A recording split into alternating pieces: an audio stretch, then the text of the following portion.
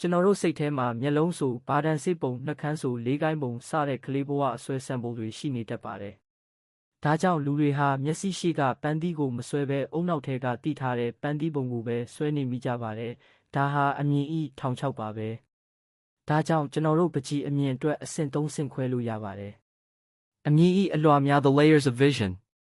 ပထမအလွှာ the surface trap ပုံသေးကားချက်တင်ဂီတာများဖြင့်ပိတ်လောင်ခံထားရသည့်အချုပ်နှောင် present ဆင့်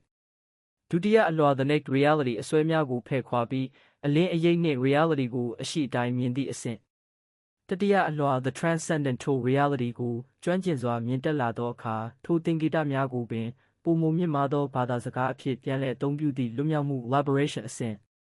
ဒါကြောင့်တာမန်သူတွေအတွက်တော့သင်္ကေတတွေကပကြီးအမြင်အတွက်ထောင်ချောက်တွေဖြစ်နေတော့လဲ naked reality ကိုအမှန်အတိုင်းမြင်နိုင်သည့်ပကြီးဆရာတွေအတွက်တော့သင်္ကေတတွေကိုပကြီးဆရာကသူပေးခြင်းသည့်ယတအပေါ်မူတည်၍ reality ကိုတမင်ဖြည့်ဆည်းကအစင်မြင့်ယတဘာသာစကားအဖြစ်သင်္ကေတတွေကိုအသုံးချပြီးပြန်လည်တည်ဆောက်လေ့ရှိကြပါတယ်။အနုပညာသမိုင်းထဲကပကြီးဆရာတွေကထိုသင်္ကေတတွေကိုလက်နက်ထိုးအဖြစ်အသုံးပြုခဲ့ပုံကိုအစင်မြင့်အနုပညာအယူအဆအနေလေ့လာကြည့်ရအောင်ဗျာ